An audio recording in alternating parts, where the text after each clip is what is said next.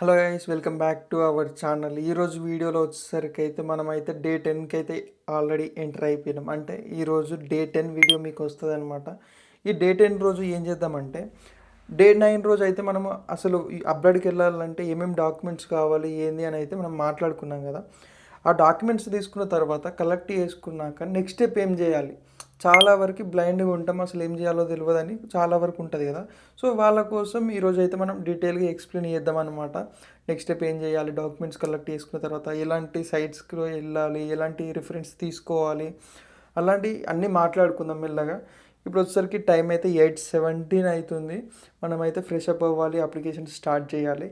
ఇంకోటి ఏంటంటే, మన డే 10 రోజు అయితే నేను ఏమేమి అప్లికేషన్స్ చేసినా, అసలు అప్లికేషన్స్ చేసినా లేదా చూపిస్తా అని చెప్పినా కాబట్టి ఈరోజు చూపిస్తాను అవి. అంతే, మరి ఈ వీడియోలోకి వెళ్ళిపోదాం.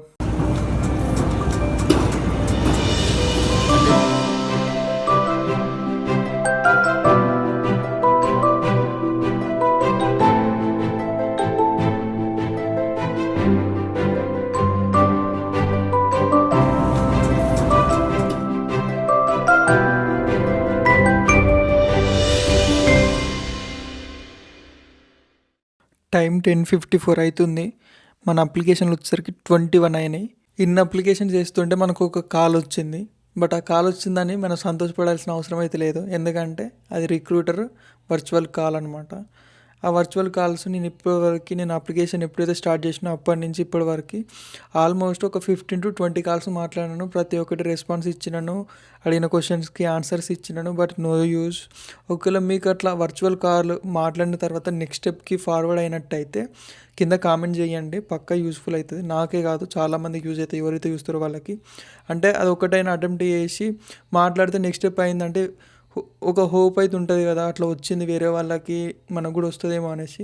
ఒకవేళ రాలేదు అనుకోండి, ఇక అంతే, లైట్ తీసుకోవడమే. బట్ లేదు, ట్రై చేస్తాను, అదే మాట్లాడిన దానికి మనం ఎట్లా రెస్పాన్స్ ఇస్తున్నాం తెలుసుకోవాలి అనుకుంటే దెన్ ఫర్దర్గా మనం అడిగిన క్వశ్చన్స్కి మనం అయితే ఆన్సర్ చేయొచ్చు. అది కూడా బెటర్ ఆప్షనే. బట్ ఊకే మాట్లాడాలి అంటే మాత్రం కష్టం అది, ఎందుకంటే మనం అప్లికేషన్ వేసే టైంలో అది ఒక 10 to 15 minutes దానికి టైం స్పెండ్ చేయాల్సి వస్తుంటుంది. So virtual calls next time వచ్చినాయి కానీ డైరెక్ట్ క్యాన్సిల్ చేయడమా లేకపోతే హ్యాంగప్ చేయడం అట్లాంటివి చేయడానికి యూస్ఫుల్ అవుతుంది. సో ఒకవేళ మీకు ఏం ప్రాబ్లం లేదు అనుకుంటే కింద కామెంట్ చేయండి, అంతే. ఇప్పుడైతే 11 అయిపోయింది టైము, ఇంకా అప్లికేషన్స్ వేస్తూనే ఉన్నాను. 22 అట్లా అయిపోయినాయి. So still going on. Let's see how is going today. Time వచ్చేసరికి 3:30 అవుతుంది. ఇంతవరకు లంచ్ చేయలేదు. పోయి ఏదో ఒకటి చేసుకొని ఆడ ఏదైనా చేసింది ఉంటే చూసి తినాలన్నమాట, ఎందుకంటే ఆకలి అవుతుంది. అప్పటి నుంచి ఏం తినలేదు. ఇంకోటి ఏంటంటే, ఒకటి జాబ్ అప్లై చేసినాను. ఇప్పటి వరకు నాకైతే 2 కాల్స్ వచ్చినాయి. దాంట్లో వచ్చేసరికి ఒక రిక్రూటర్ అయితే కనెక్ట్ అయ్యిండు, బట్ అతను కూడా ఇండియన్. ఏమవుతుందో తెలియదు, బట్ స్టిల్ గోయింగ్ ఆన్. నాకు తెలిసి మళ్ళీ F1 OPT అనగానే మళ్ళీ ఏమవుతుందో తెలియదు, అదొక డౌట్ ఉంది. ఇంకోటి ఏంటంటే, బాట్ కాల్స్ వచ్చినాయి, ఒక అసైన్మెంట్ వచ్చింది, అసైన్మెంట్ చేసినాను. తర్వాత వచ్చేసరికి ఏమైతే తెలియదు, ఒక 2 రిజెక్షన్స్ వచ్చినాయి. బట్ నెక్స్ట్ ఏమవుతుందని ఏం అర్థమవుతలేదు. బట్ ఈరోజు అయితే 50 అప్లికేషన్ కాగానే విత్ టైము ప్లస్ అప్లికేషన్స్ ఎన్ని అని నేను స్టార్ట్ చేసిన డేట్ నుంచి ఇప్పటివరకు ఎన్ని అప్లికేషన్లు వేసినా మీకు చూపిస్తాను ప్రతి ఒక్కటి. So just wait some time, okay. మంచిగా పప్పు కర్రీ వేసిర్రు, అయినా కానీ నాకు ఎందుకో మన ఇంటి దగ్గర ఉన్నప్పుడు నాకు ఎట్లుంటుండే అంటే, రూమ్లో ఒక్కరినే ఉన్నప్పుడు ఏదైనా కర్రీ ఉన్నా లేకపోయినా కానీ ఎప్పుడన్నా అంటే సప్పసప్పగా అనిపిస్తుంది చూసినారా మన మన నోటికి.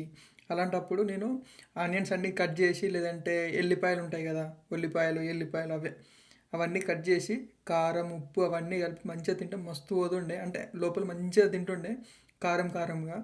మళ్ళీ జ్వరం వచ్చినప్పుడు కూడా తినాలనిపించకపోయినా, కోల్డ్ అయినప్పుడు, అలాంటప్పుడు మంచిగా ఆనియన్స్ కట్ చేసుకొని కారం ఉప్పు వేసి కొంచెం ఆయిల్ వేసి మంచిగా రుబ్బి అంటే కొంచెం మిక్సీ పట్టినట్టు పట్టించి, లేదంటే డైరెక్ట్ తిన్నా బాగానే ఉంటుంది. అదంతా చేసి ఇప్పుడు వచ్చేసరికి కొంచెం ఆయిల్ వేసి కొంచెం లెమన్ కూడా పిండినాను, ఎట్లుంటుందో తెలియదు. బట్ లెమన్ తోటి ఫస్ట్ టైం ట్రై చేస్తున్నాను. లెమన్ లేకుండా చాలా అంటే చాలాసార్లు తిన్నాను, బట్ చూడాలి.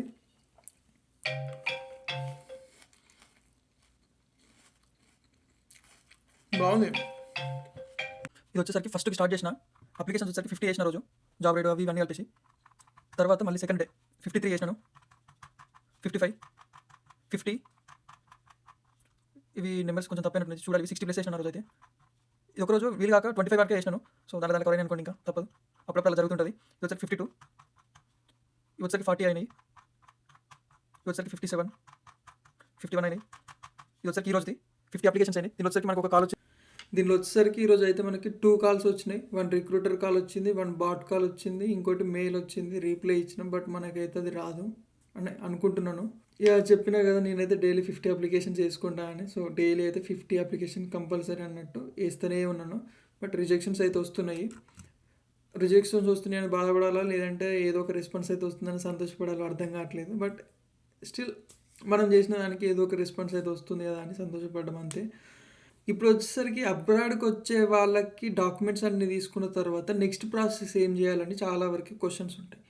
వాళ్ళకి నేను ఏం చెప్తున్నా అంటే, మీరు ఎప్పుడైతే ఏ కంట్రీకి వెళ్దాం అనుకుంటున్నారో ఆ కంట్రీకి వెళ్ళిన వాళ్ళు మీ చుట్టుపక్క వాళ్ళు, లేదంటే మీ ఫ్రెండ్ వాళ్ళ బ్రదర్స్ సిస్టర్స్ అట్లా ఎవరు వెళ్ళినా సరే వాళ్ళకి కాంటాక్ట్ కాండి. ఎలా ఉంది సిచ్యువేషన్, నేను ఇప్పుడు రావచ్చా, అంటే జాబ్ చేసిన తర్వాత రావాలా, లేకపోతే ఏంది అనేసి ఫర్దర్గా ప్రతి ఒక్కటి అడగండి. అడిగిన తర్వాత వాళ్ళు దేని త్రూ వెళ్ళినారంటే వాళ్ళ ఓన్గా అప్లై చేసుకున్నారా, లేకపోతే ఏదైనా కన్సల్టెన్సీ త్రూ వెళ్ళినారా. ఒకవేళ వాళ్ళ కన్సల్టెన్సీ త్రూ వెళ్తే వాళ్ళ కన్సల్టెన్సీ ఎలా ఉంది అంటే పర్ఫెక్ట్ మ్యాచింగ్ మనకి ఏదైతే సెట్ అవుతుందో అది ఎగ్జాక్ట్గా ఆఫర్ లెటర్ తీసుకురాగలిగిరా ఆన్ టైంకి, రెస్పాన్స్ ఎలా ఉంది అవన్నీ చెక్ చేసుకొని మీరు ఫర్దర్ స్టెప్స్ అయితే తీసుకోవాల్సి ఉంటుంది. మెయిన్ ఏంటంటే మీరు కన్సల్టెన్సీ చూస్ చేసుకోవడం డైరెక్ట్ అది కరెక్ట్ కానే కాదు. బట్ మీరు ఇన్ఫర్మేషన్ తీసుకోవచ్చు. ఎట్లా అంటే మీరు ఒకటే ఒక కన్సల్టెన్సీ వెళ్ళకుండా ఒక 3 to 5 కన్సల్టెన్సీస్ ఫ్రీగా తిరగండి. మనకి ఫ్రీగా టైం ఎప్పుడైతే ఉంటుందో అప్పుడు నార్మల్ డైరెక్ట్ వెళ్ళి నాకు ఇలా ఉంది, ఇలాంటి వెళ్ళాలని ఉంది, ఈ కంట్రీకి వెళ్ళాలని ఉంది, ఈ కోర్స్ చేయాలని ఉంది అని చెప్తే వాళ్ళు మీకు ఒక్కొక్కటి ఎక్స్ప్లెయిన్ చేస్తారన్నమాట. నీకు ఈ కాలేజ్ వస్తుంది, ఈ కాలేజ్ వస్తుంది, సో ఆ కాలేజ్కి ఇంత రిక్వైర్మెంట్స్ ఉంది అనేసి ప్రతి ఒక్కటి ఎక్స్ప్లెయిన్ చేస్తుంటారు. అవి చూసుకొని మీరు మీ బ్యాక్గ్రౌండ్ చెక్ చేసుకొని మీరు అంత అమౌంట్ ఆఫర్డ్ చేయగలుగుతారా లేదా అవన్నీ చెక్ చేసుకున్న తర్వాత అప్పుడు నెక్స్ట్ ప్రాసెస్కి అయితే అప్లై చేసుకోండి. ఇదైతే మెయిన్ ప్రాబ్లం అనమాట. ఏంటంటే కొన్ని కన్సల్టెన్సీస్ ఫస్ట్ ఇచ్చినంత రెస్పాన్స్ తర్వాతనైతే అస్సలు ఇయ్యరు. ఎందుకంటే నేను కూడా అలాంటి ఫేజ్ నుంచి వచ్చినాను. సో కన్సల్టెన్సీ చూస్ చేసుకునేటప్పుడు చాలా వరకు ఎవరైనా మీకు తెలిసిన వాళ్ళు ఉంటే వాళ్ళ కన్సల్టెన్సీ మాత్రమే వెళ్ళండి, లేదంటే లైట్ తీసుకోండి. మీ ఓన్గా అప్లై చేసుకున్న బెటర్, కానీ వాళ్ళ రెస్పాన్స్ అయితే అస్సలు బాగోదు. అట్లా చూసుకొని నా ఓన్గా నేనే అప్లై చేసుకున్నాను లాస్ట్కి వచ్చేసరికి, అందుకోసమే చెప్తున్నాను.